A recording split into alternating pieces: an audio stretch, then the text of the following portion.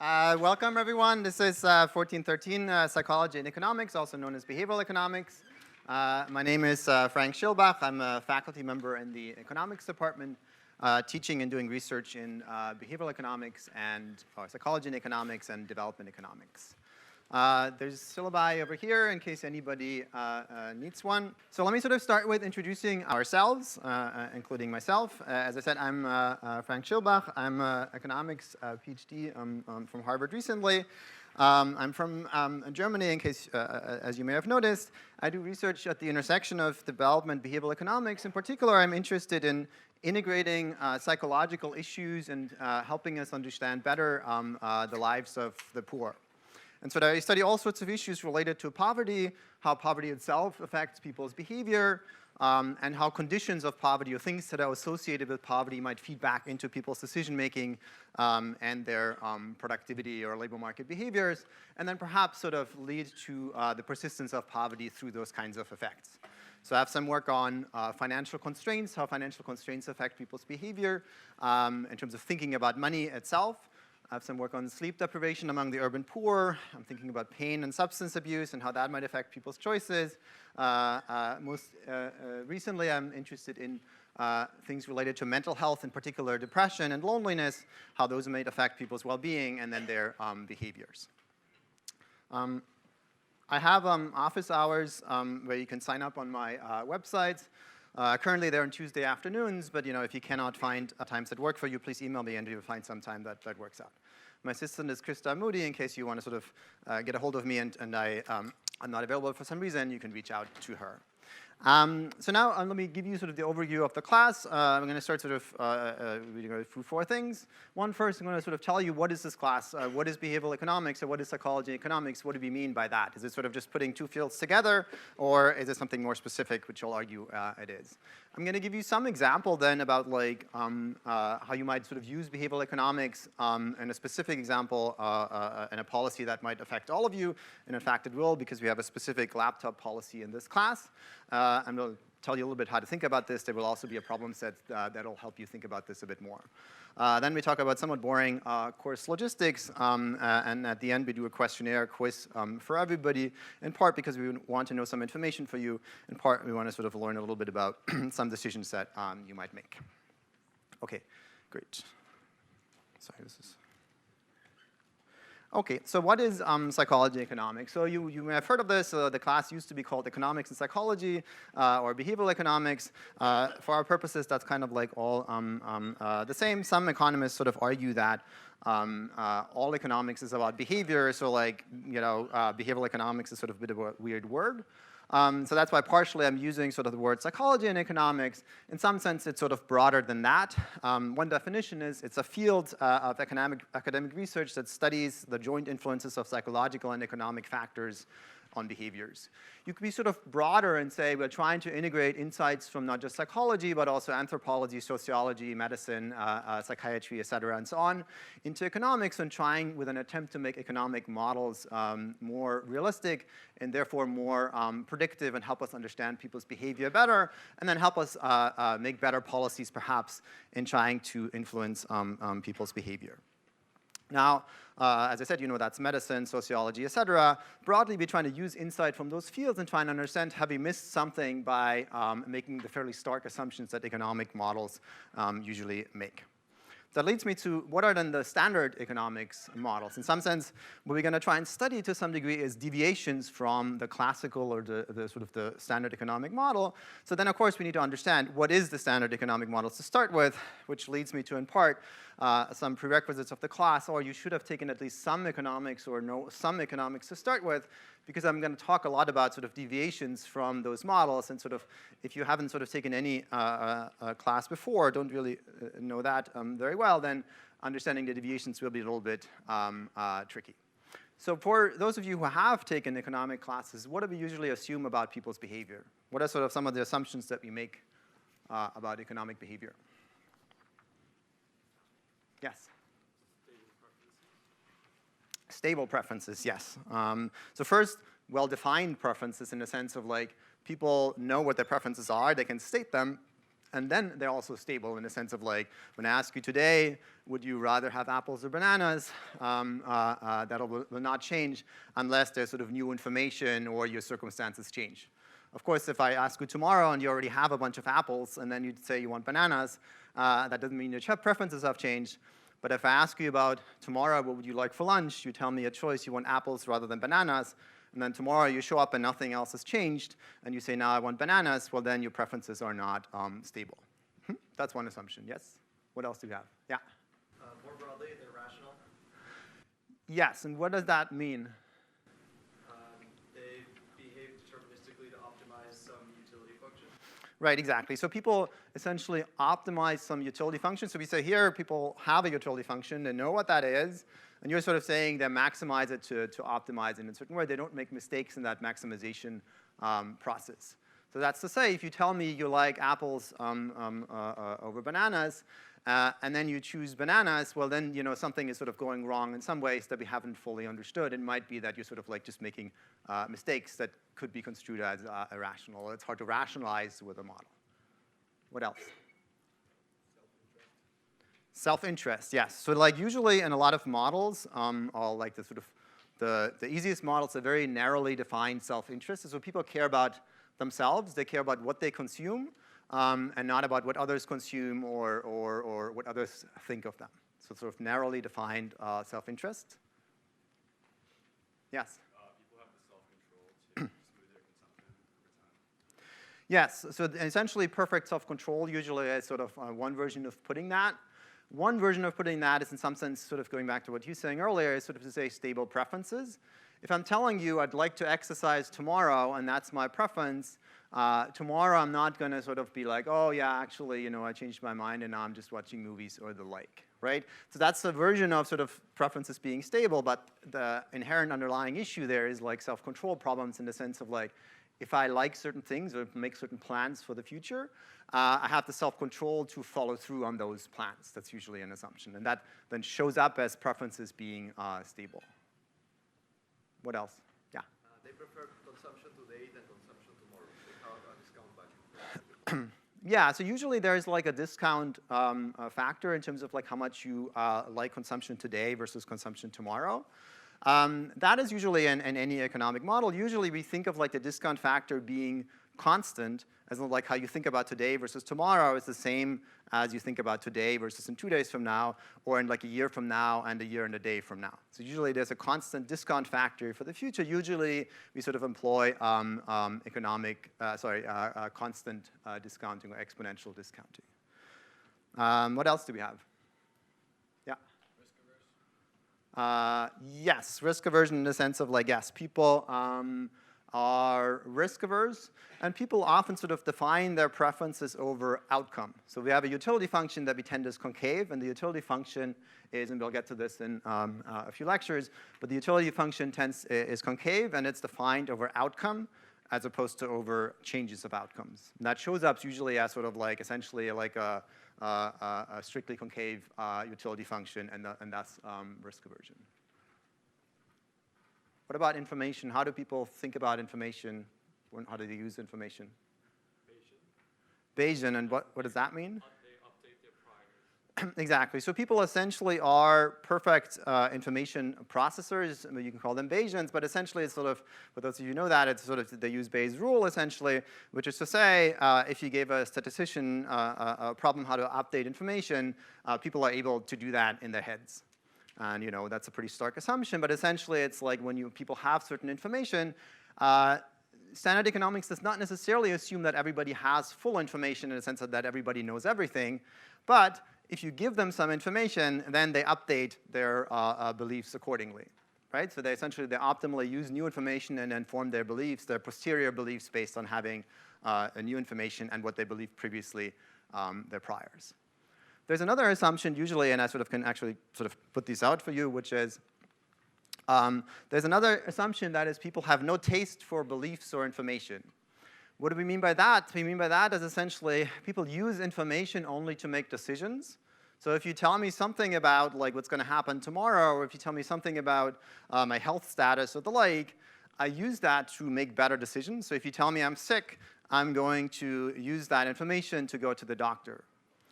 But people usually don't assume that people have certain beliefs about whether they're sick or healthy, or whether they're smart or not, or whether they're good looking or not. Usually the assumption is that beliefs are only used, or information is only used to make better decisions, not that people get utility from beliefs. But instead you might say, well, I'm really good looking and smart, and maybe smarter than you actually are. And the reason why people might believe that is because it makes them feel good about themselves. That's what usually an assumption that standard economic models make.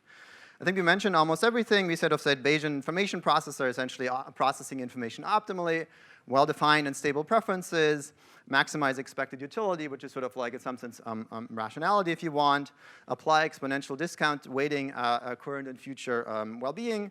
People are narrowly defined in terms of their self-interest, and people have preferences over final outcomes, not changes. So what you care about is how the weather is today, not kind of like how the weather changed between yesterday and today or tomorrow. And we'll talk about all of these. By the way, these are all sort of like some terms that seem maybe unfamiliar to you. We'll talk about all of these kinds of assumptions and perhaps how to deviate from them specifically. Okay, so now that we have those assumptions, now what kinds of deviations, when you look into the world, and sort of one part how you think about behavioral economics is, in some sense, think about the world and try to sort of observe what's going on in the world and try to see which assumptions might be violated in an important way and try to sort of improve our models. So when you think about the world and look at these assumptions, can you come up with real-world examples that might sort of violate these assumptions? Yes? The last assumption that you listed, the one of lacking taste and beliefs or information, is violated on a constant basis. People tend to believe what they want to believe. And do you have an example, specific? This is very common as regards like political matters. I'm not going to name like a particular topic because obvious reasons, but like people like often like choose to discount information that goes against their beliefs. Right. Right. So one reason could be, and there's quite a bit of work recently, we'll talk a little bit about this in this class, about sort of how political beliefs or other reasons why people might be motivated to believe certain things. One clear example would be sort of climate change, not just because of political reasons. There's some interesting work about like when people live in flood areas, for example, what do they think about climate change? And sort of, you might sort of say, well, if you really live in an area that's potentially affected by floods, you might really want to know about climate change and know what's going on and really try to inform yourself. But what people tend to do is sort of try to ignore the issue and try to sort of be happy as long as sort of nothing happens. That's one example. Yes? Yes? So preferences might not be well defined. So say like if I have a decision on what I want to eat like steak over chicken if I'm presented with the opportunity. But I prefer chicken over pork.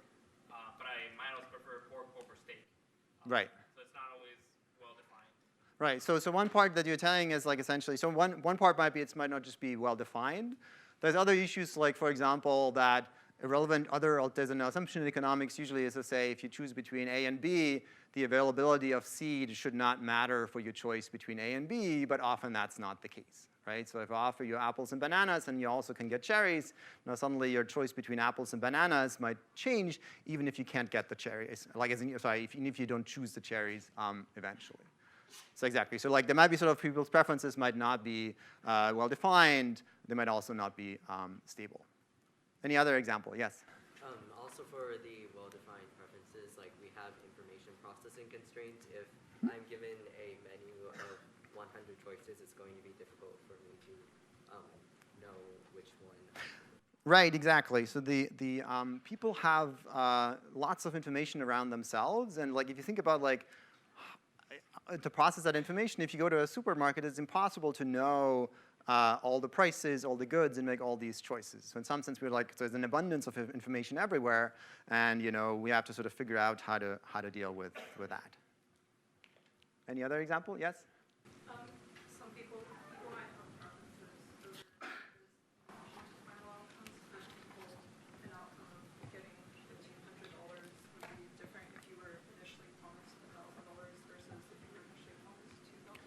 Right, exactly. So one part is to say people have preferences of a final outcome not changes, which is to say, you might feel about the weather in certain ways, depending on like how the weather was yesterday.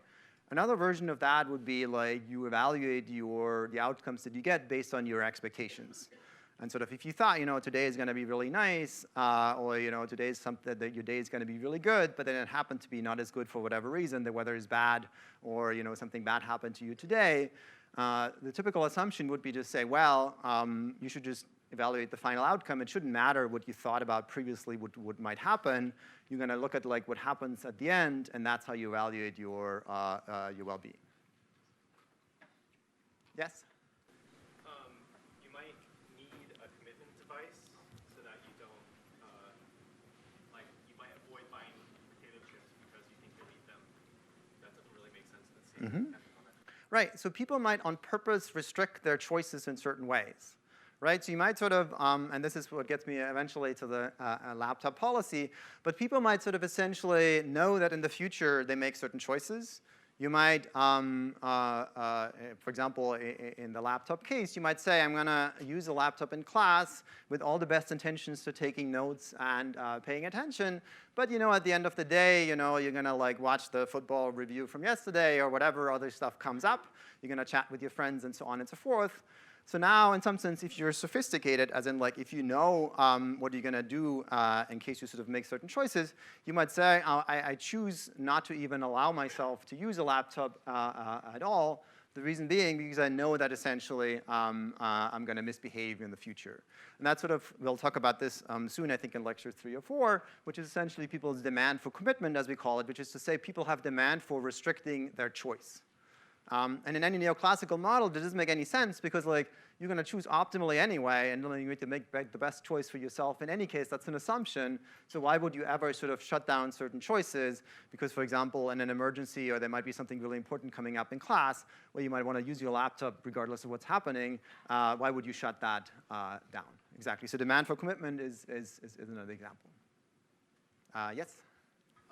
People are also not like anywhere near perfect Bayesian information processors either.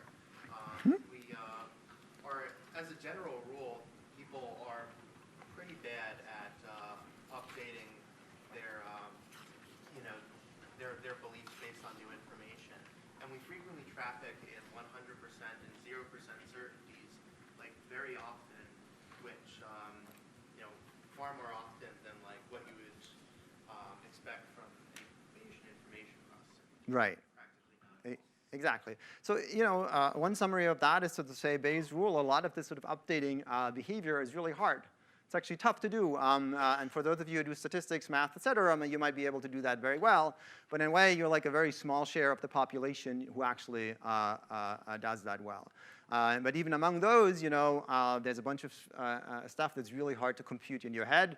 You might be able to write it down and figure it out eventually, but usually the assumption is that people just do all of this stuff in their heads in really complicated problems, and that's sort of clearly not the case in many situations. And then of course, like that's sort of one part of that sort of among MIT students, but then there's other populations that are less educated. They might not even know what Bayes' rule is. They might be illiterate and so on and so forth. So there the assumption of like people's perfectly processing information is even perhaps more tenuous. Yeah. A lot of models are usually hedonic, but people usually care about what other people are doing as well. So, for example, like I may not be willing to take a class, but if my friend takes a class or like gets into the class, then my utility will go up. Right. So there's two parts to that. There's essentially people, this is essentially the assumption of narrowly defined self-interest and people caring only about themselves and their own consumption. So there's two parts to that. One is you might care about your friends. You might give money to your friends. You might sort of help them out. You might help them with homework. You might help them in any other situations. You might send money to charity and so on and so forth. This is kind of like you care about other people. Like the well-being of other people is in your utility function one way or the other. The second part is what you already discussed as well, which is kind of like social influences, call it, which is essentially peer effects. You care a lot about what other people think about you. You care a lot about what other people do. People get jealous. People get angry. People get envious. And sort of their behavior about what they want at the end of the day is very volatile or malleable, essentially based on influences from others, right? And that might sort of show up in all sorts of ways, including in terms of like peer effects. People do all sorts of things because other people think that's cool, but it's not necessarily what's best for them if they had to choose on their own. Okay, great. So let me stop here. There's a lot of other examples that we can come up with. I have a few here. So one is sort of limited self-control. That's one of my favorite pictures about a gym attendance, where you say, well, you know, there seem to be people who have preferences for going to the gym, but then, you know, there's an escalator, and people like, you know, not working out so much. So in some sense, something is perhaps amiss here.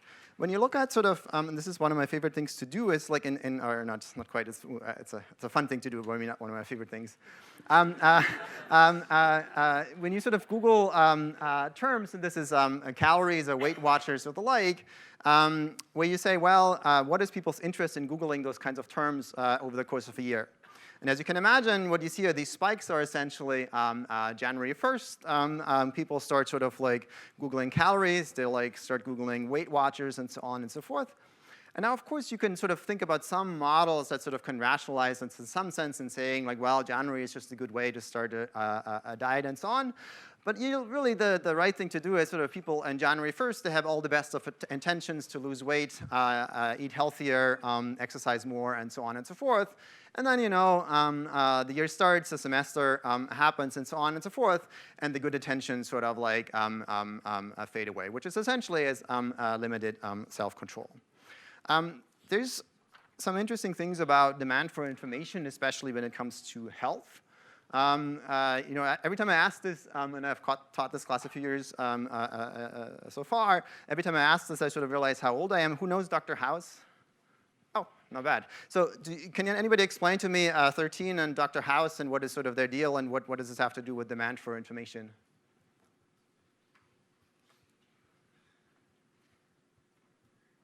So who's 13, or what is her health issues?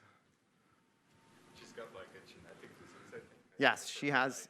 I'm not, you know, Huntington's, yes. yeah, Huntington's. Right. So. He finds out later on. I think. Right, so she has a disease which is called Huntington's disease, which we'll also talk about more in the class, which essentially is a brain disease where over time your brain more or less degenerates, and it's a really a bad condition, and where like at age 40, 50 that manifests, and it's a very serious condition.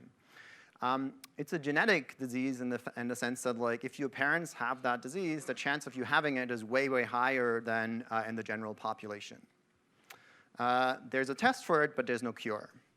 So now the dilemma in the show then comes where she essentially is thinking about getting tested, and Dr. House, who's in some ways very rational and others not so much, essentially encourages her to test or get that test. And any rational model would say, well, you should really get that, or any sort of neoclassical model would say, you should get that test. Why should you get the test? Why is that helpful? And what's that information helpful for?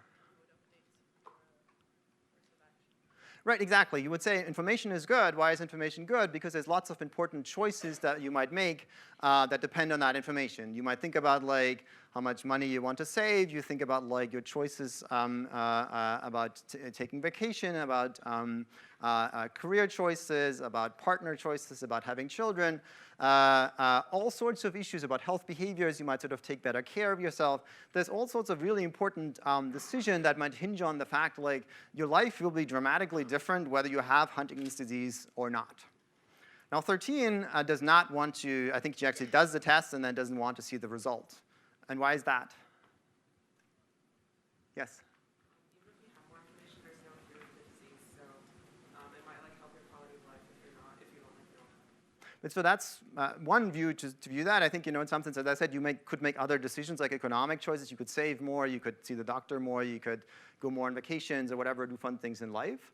But you could say, well, maybe that's not that important. But the neoclassical or the classical economics model would still argue that you should get that information. It wouldn't hurt you. You wouldn't want to refuse it. So why is she refusing it? Yes? I think maybe she doesn't want to live the rest of her life knowing she has a disease. Exactly. So she essentially derives utility from information, if you want, from her beliefs. She likes to sort of pretend to herself that she's healthy, or like the chance of her being healthy is very high. Now, under some assumptions, you might want to not get tested and sort of see the results of that test, because once you have the test, it's very hard to pretend, if it's positive, it's very hard to pretend to yourself that you're healthy, because there's a hard test saying that.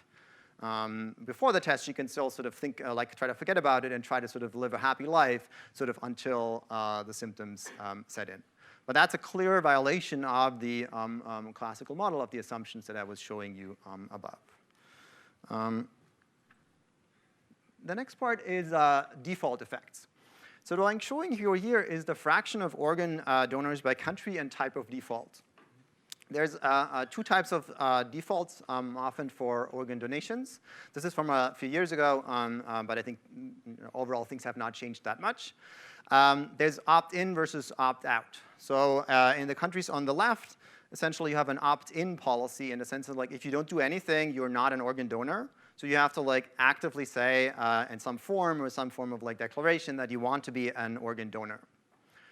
On the right, there's like opt-out policies, which means essentially if you don't do anything, you'll be automatically registered or viewed as an organ donor. You can opt out, but only if you do so, you'll actually be opted out. Otherwise, if there's an accident in the leg, you'll be viewed as an organ donor. Now, what's weird about this graph, or why is this sort of potentially a violation of the neoclassical or the typical economics assumptions? Yes? Because assuming that the people have the same preference of whether they want to opt in or opt out, then everyone should have, there should be the same proportion across. But the difference is that the effort required to make that change, or the lack of indifference, causes there to be the imbalance between the opt-out and the opt-in. Right, exactly. So some people, and don't want to get in trouble, but some people would argue Germany and Austria is actually not that different. So I'm German, so some Austrians might disagree, but you would say overall Germans and Austrians are not that different overall, and you think their preferences in particular, they might be different, but their preferences for organ donations are probably pretty similar across those two countries, which is a reasonable assumption. Second, lots of people care a lot about what happens to them after they die, right? So they, for whatever reasons, religious or others, they might actually care a lot about, at the end of the day, what happens to their body and so on, and that's obviously their choice to make. Now, if you assume those two things, then it's very hard to reconcile this picture, because essentially the opt-in and opt-out is a very small change to make. It's very simple and easy to do. You just have to fill out some form. Maybe it'll take you an hour, maybe two. You have to maybe go to some office or the like. But if you really care, you could easily do it. Yet you see huge differences in outcome based on this very simple small change, which is very hard to model or write down a model that sort of rationalizes this behavior. So somehow the default, sort of the way in which the decision is presented, seems to really affect people's behavior in a fundamental way. Okay, next one is glow caps. This is like a help for people to take their medication, in particular for the elderly, which essentially is a reminder for people. You can sort of program this in certain ways, like every day or every few hours. Glow caps starts either sort of making sounds or starts blinking and the like, and gets you to take your medication. And it's a very sort of simple proof of concept that reminders are important and can save people's lives, and people have done studies on that and so on. But essentially, it's a very simple proof of concept that memory is limited, right? If your memory was perfect, if you could remember everything, if you sort of had all sorts of, if you're a perfect information processor, you would not forget about your medication, especially if it's important, especially if it's medication that potentially saves your lives. Yet, we see that people's medication usage is strongly affected by sort of types of policies or products that can help people remember. So that's essentially a rejection of perfect memory. Next one is charity. So if you think about, people in all sorts of ways seem to care about others in the sense of just giving money. Here's one charity that's called Give Directly, which is a very nice charity in the sense that what it does essentially is a very simple way of helping the poor by just directly transferring money to poorer countries. So on the right, you see an actual recipient from Give Directly. That person has a phone. There's sort of mobile phone-based transfers where essentially you can send money to people with mobile phones. So if you decided now to give $100 to that person, that could be that person or a similar person, 95 of those or 90 of those dollars would then in fact arrive at the phone, cell phone of that person. Now, why are people doing this? Presumably because they care about others one way or the other. It could be either that, in some sense, that's part of the utility function. Just donating money to others makes you happier, and that's essentially a way in which you improve your well-being. You just have others' well-being in your utility function. Or it could be things like what was said previously. It could be like you sort of think it's like an appropriate thing to do. Maybe other people do. It's like an important thing to do. Maybe you can tell your friends about it and so on and so forth. But one way or the other, people give lots of money to charity, which in some sense says one way or the other, you must care about others overall. So others are in your utility function. So now attention. If you've seen this before, don't tell your friends about it. Here's a simple attention test that I want you to do. What's interesting about this is, in some ways, like, you might have seen this before. Some of you may have seen the gorilla before. Who didn't see the gorilla? It's OK. I didn't see it either. But some people have seen it before. There's a bunch of experiments that people have done that essentially show that, often a large fraction of people don't see this gorilla. And there's various ways in which people do other types of experiments.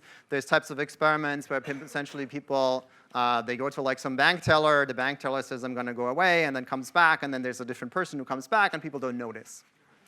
There's various versions of that. And so what's interesting about this in some sense is, so A, it proves in some ways that attention is limited. You just focus your attention on some things and not others, and you might miss important things. Now that's OK in some ways. There's sort of a version of that says, well, it might be sort of like rational inattention in some sense. You focus on the important things in life. And you might miss some things, and that's OK. In some sense, I ask you, or the video asks you to count the number of passes. So in some sense, the gorilla is irrelevant. And that's true in this case. But in many other cases, people might sort of not rationally pay attention. They might sort of miss some really important things in their lives, in part because they're distracted, in part because they don't want to pay attention, and so on. And sort of some of a strand of behavioral economics, which we'll talk about, is sort of like when people do not pay attention and then make mistakes because of that.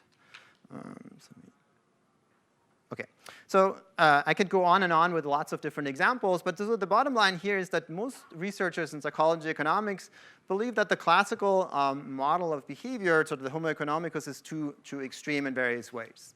That person is too selfish, too rational, and too willful, and in some ways we want to kind of understand how relaxing some of these assumptions might make economic models more realistic. Now, in some sense, no economist would, in fact, argue that the assumptions of the standard models are exactly correct. The questions are these deviations important? Do they actually matter for something important in explaining people's behavior? And which of those assumptions or deviations actually matter? And that's kind of like the name of the game here. In fact, when you look at sort of like, when you talk to cognitive scientists, psychologists, et cetera, they will tell you the world is full of cognitive biases. And you might not be able to read this. And that's kind of the point. There's like so many different things in which we are biased. In some sense, every choice that we make or any things we do, there's lots of biases that interfere with people's choices. And almost any choice you can think of or any behavior they can think about, there will be a psychology or other experiments showing that people do not behave perfectly.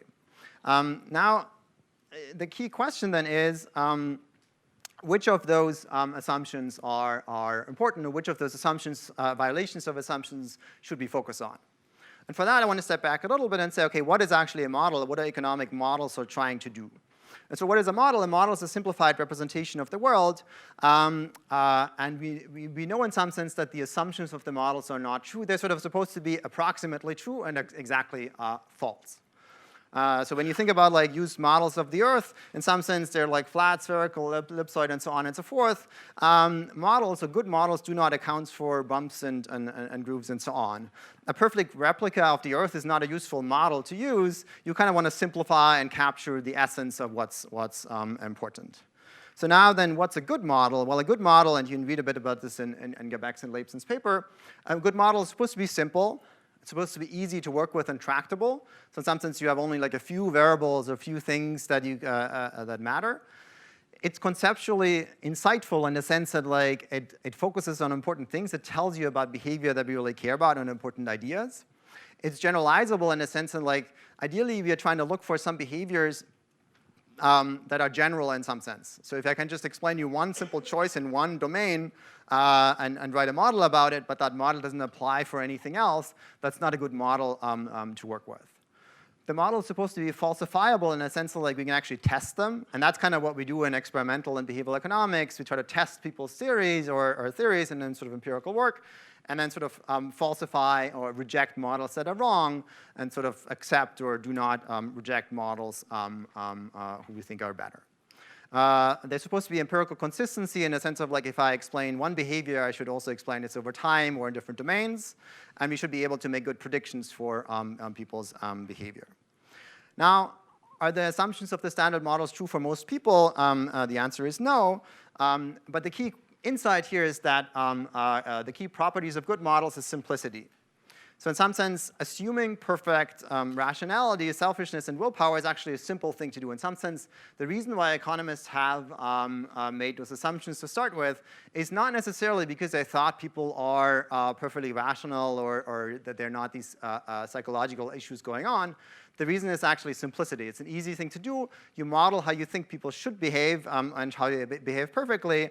And making some of these models sort of richer in their psychology is actually complicated and makes the models more complex and harder to analyze.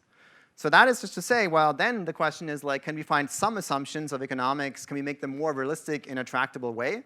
In a sense, can we find key things that we change that keep the models tractable while then also explaining important things better than we can before? Right? So it's not about just taking all sorts of like psychological issues that might be going on and say, well, economic assumptions are wrong, or models of economics are wrong, or the assumptions of those are wrong. We know that these assumptions are wrong. The question is, can we make somewhat simple assumptions or improvements of those assumptions based on insights from psychology and other fields that help us improve those models and then make better predictions and all of that in a tractable way. So now this is very important here. A good behavioral economist, or a good student in this class, is also a good economist. Behavioral economics is not sort of trying to replace standard economics. So I don't want you to go to my colleagues and say, 1401, 1402, and so on. This is all garbage. Frank is telling you we do things differently. In fact, you very much need to know those kinds of things from like standard economics to understand what the assumptions are and how to best deviate from that. And so as such, then, like key principles of mainstream economics continue to apply. Decision makers are still highly sophisticated. Markets and incentives matter. They, in fact, play a key role in shaping behavior. And markets allocate resources well most of the time. The question is, can we sort of focus on important deviations and try to fix those? And then again, like sort of methodological principles still apply. We use observational experimental data, mathematical models are good, and so on and so forth. And ideally, models would sort of nest the special case of perfect rationality or perfectly sort of standard economic models. I mean, trying to build in some parameters that deviates from that and try to understand, can we make better predictions? And then so often, prices are actually the most important aspects of choice. Here's one experiment by Ito et al. That try to essentially sort of change people's energy usage and so on. And they have like two treatments. One is called moral suasion, which essentially is telling people, sort of appealing to their morals in some ways. And the other one is essentially just financial incentives, straight up changing the price of people's choices. And what you see in this experiment essentially is in red you have the impact. These are all treatment effects over time, comparing like a treatment group and a control group.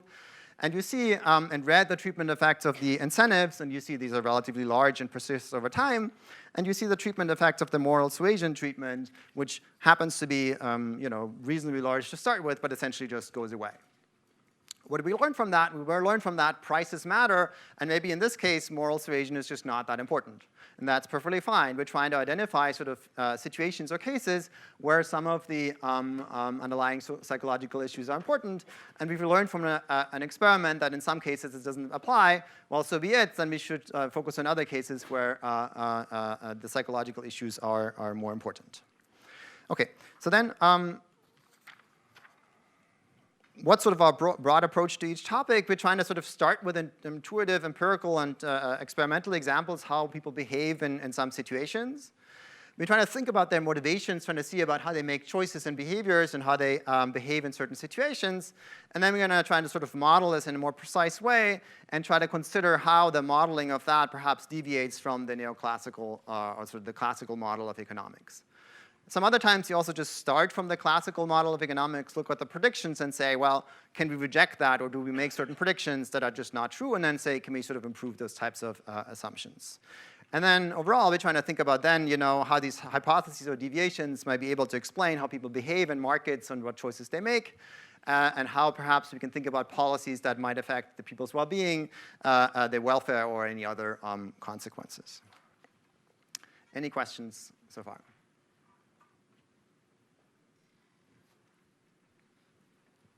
Okay, so now I want to give you one very simple, in some sense, stylized example of which sort of demonstrates a little bit what sort of like the neoclassical economic standard economic assumptions are, and how sort of enriching a model with psychological considerations might be more powerful.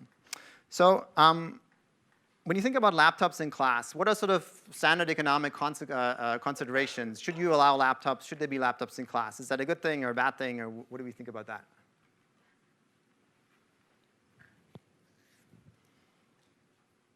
And now I'm asking for like standard non-psychological issues, just saying like, if you went to like a classical economist and says, should we allow laptops in class, what would be considerations for that? Yeah? Externalities, if you're like distracting people who are around you. Yes. So, you could call that psychological or not, but essentially it could distract people, essentially. And that's externalities tend to be sort of like very much like in classical economics. Essentially, if you smoke, it affects others. Similarly, if you have a laptop, it might affect others.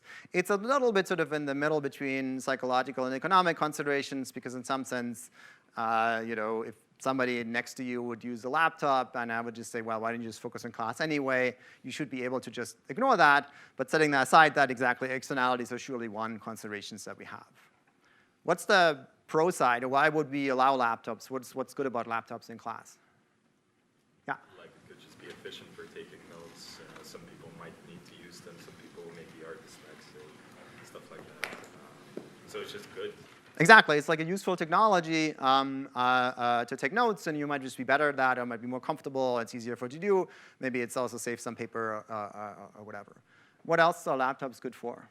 Yeah? I mean, more choice is just always better. So if each person has their laptop, they can choose what's better for them to pay attention. Yes, exactly. If you are so inclined and want to watch football from yesterday, the replay and so on, if you prefer that and that's good for you, who should be stopping you, right? And so in some sense, laptops are useful for note-taking. They're also useful for non-class activities. And as you say, each student should be able to choose for themselves what's good.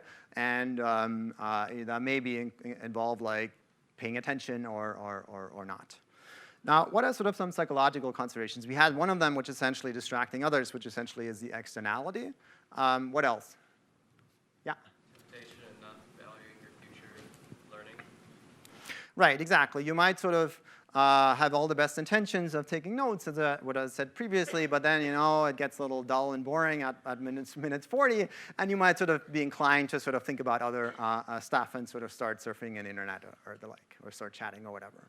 That's sort of essentially limited self-control one way or the other. Yeah? Yeah, I think even if you don't fall into the temptation, you kind of have to spend energy resisting that temptation, and that might kind of distract you. Right, so there's some cognitive resources potentially from that. That's a very nice observation. Exactly, that also might be true.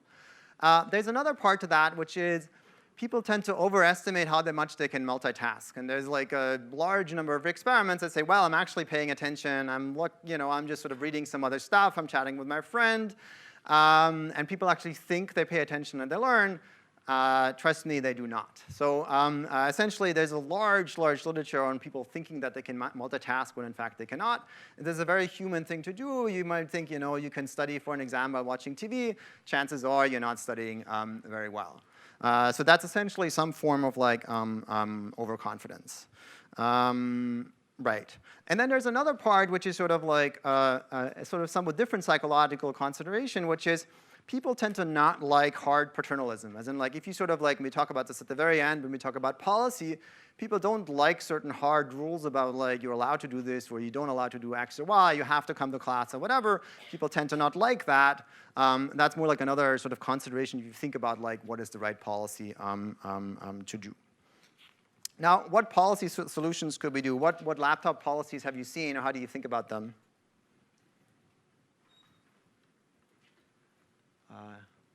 Maybe somebody else? Yes? I haven't seen it, but let the people with laptops sit in the back. Yes, you could do that. Yeah. And sort of that's kind of like minimizing the externality potentially. It's not really helping with self-control, I guess, right? Because particularly if you sit in the back, nobody sees what you're doing, and you might be so inclined to do all sorts of things. Yes? I've had professors say like a hard no on laptops, but if you have special needs or like you think you're a special case, you can tell the professor. Right. So that's sort of like hard paternalism with some exceptions potentially. Yeah. I've seen like only devices that are flat on the table allowed. Mm-hmm. So like just for note taking. Yeah. I've seen TAs sitting in the back and keeping track of class participation. So if they see you doing something not academic, they could technically ding you for it. Mm-hmm. Yeah, that's what they're for. No. No. Okay. Anything else? I've seen classes where you're just allowed to use your laptop because I guess you're an adult and you're responsible for like what you learn. Right, exactly. That's sort of laissez-faire and saying like you know what's best for you. In some sense, since this is sort of like a psychology and behavioral class, I tend to disagree with some of those assumptions. But yes, exactly, that's laissez-faire. Any other thoughts? OK, so then here they are. So there's laissez-faire. There's educational intervention, which is essentially just providing people information about laptops or what laptops do for learning. There's some experiments I'll show you in a second. Educational interventions tend to actually not work particularly well. So essentially just giving people information tends to not change behavior often in the way we'd like to do that. You could tax laptop users. You say it's costly to do. That would be the typical sort of like public economic sort of solution. I think I'm not allowed to take money from you guys, so I might not do that. You could ban laptops. This is that was a previous suggestion to say except for students with medical need. You could make a non-laptop section the default and let students opt out or opt in, depending on that. And essentially saying like, the default choice is one, essentially no laptops, but you can opt into that by emailing a TA and then use it in a certain section. We'll talk about in the problem set a little bit why that might be a good idea. You could also set up an active choice between the laptop and the no laptop sections. So here's the educational interventions, the evidence, and there's very clear evidence from various settings that shows that laptops in class are not good for learning on average. There's a very nice article by Susan Darnarski in the New York Times. We'll put this online as well that you can read. But essentially, one of these studies is a randomized control trial that actually an MIT grad student, a former MIT grad student, had done in an intro econ class. This is Carter et al. And essentially, what they find is that allowing computers in class reduced test scores by 0.18 standard deviations. That's quite a large number. That's essentially saying they did randomize across classes, like at the classroom level, whether they allowed laptops in class or not. Interestingly, they found negative effects both of like unconstrained laptops, like any laptop use, but also the flat tablet solution. So even the flat tablet solution was worse than sort of the note-taking, which pen and paper. And there's a bunch of evidence that sort of shows that.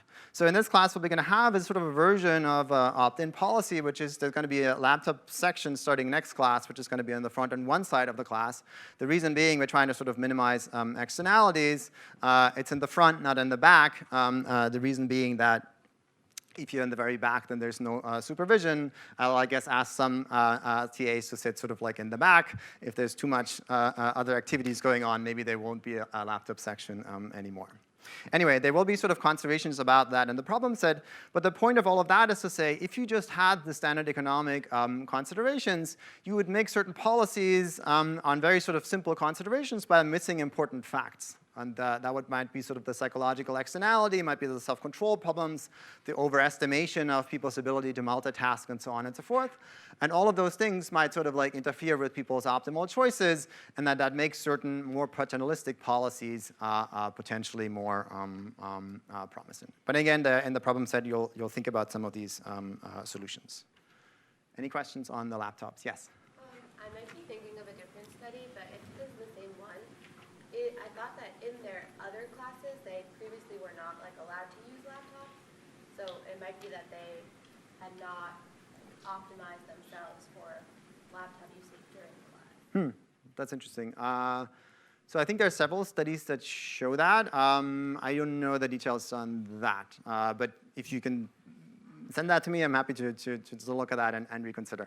I think my view overall is that sort of the existing evidence essentially shows laptops are bad. Since I'm interested in your learning, and that's what I go with, but I'm happy to be educated. I'll try and put the slides online always the night before in case you want to print them out or look at them or whatever during class. You're welcome to do that. Okay, so then let me tell you very briefly about different topics of the class and what we're going to cover. So first, we're going to have an introduction, an overview. Today's introduction lecture. The overview will be on Wednesday, which will cover kind of like providing an overview of what the different topics are and how to think about them and what evidence do we actually have. So I was kind of like a little bit hand-wavy in a sense of like showing you lots of flashy pictures of people misbehaving. But in fact, I'm going to show you some more sort of rigorous evidence that we have that in fact some of the assumptions of the classical model are violated and sort of like how we think about them and how we might sort of incorporate them into economics. So that's going to be an overview on Wednesday. Then we're going to talk a lot about preferences. You can think about essentially when people make choices, there's a utility function, and sort of one set of behavioral economics issues are changes to the utility function.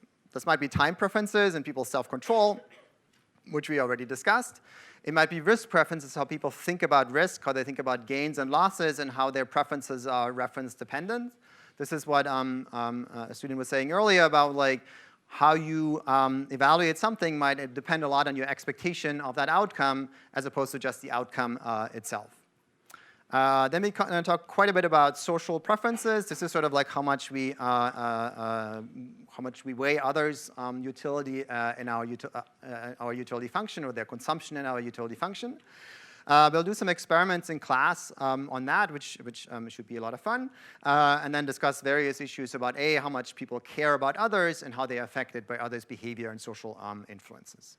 So that's kind of like the first half of the class broadly about like changes in people's preferences. Then we're going to talk more about beliefs, broadly speaking, and sort of people's how people view information in the world.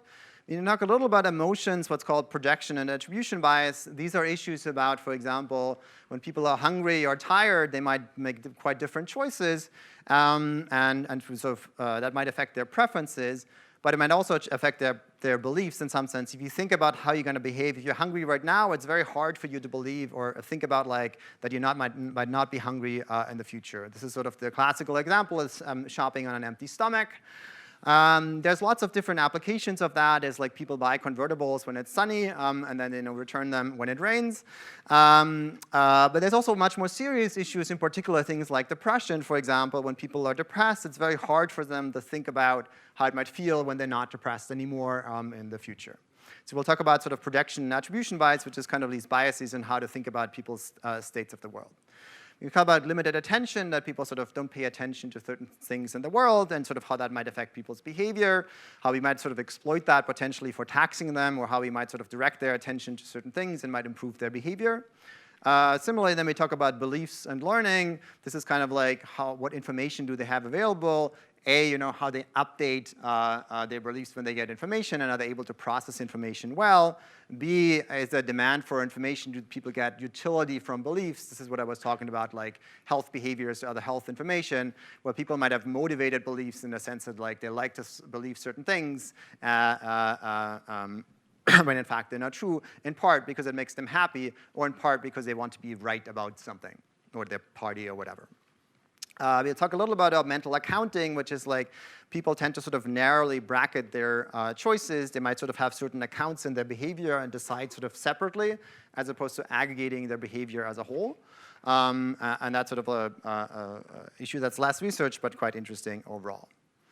Then we're going to move towards sort of more radical deviations, if you want, from the standard model, which is things like malleability and inaccessibility of preferences, which is to say people might not actually know what they want. They might not even understand what their preferences are, or their preferences are easily manipulable. I can sort of like make you choose A or B or A versus B or B versus A, depending on what kind of situation I put you in.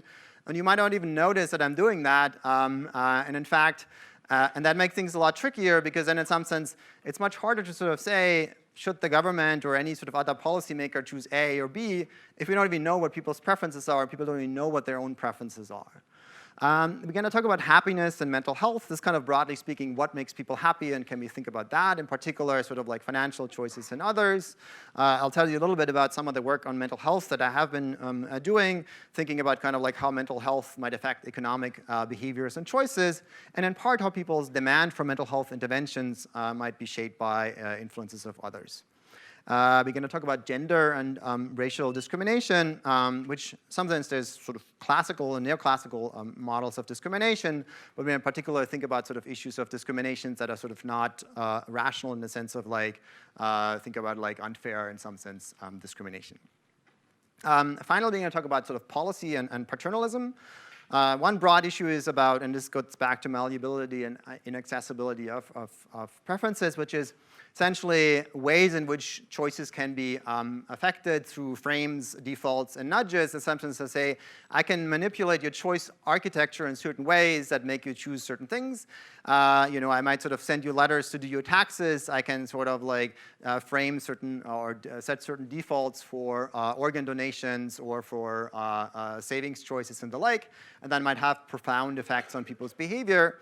Once we go through that in the sense of like showing you some evidence that it's possible to do that, we're going to talk a little bit about policy and paternalism in the sense of like say, okay, now if I know I can change your behavior in certain ways, what kinds of policies should we do, and should we in fact do that, or should we tax people, should we set certain frames and defaults, and are we potentially making some people worse off while making some people better off by doing these kinds of policies? There's often also some ethical issues associated with that. And then finally, we're going to talk about poverty. This is sort of mostly the research that I do, and thinking about sort of poverty issues through the lens of psychology. Again, I'll tell you a little bit about the work I do myself. Partially, we talk a little bit about how financial constraints or just thinking about money affects people's behavior. And then second, how other issues related to poverty might shape people's choices,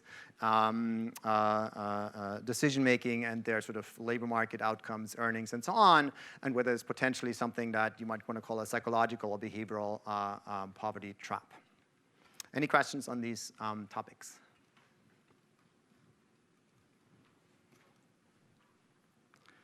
Okay, so then readings for next time. This is Wednesday. Please read. There's a paper on the course website by Matthew Rabin, who is one of sort of like the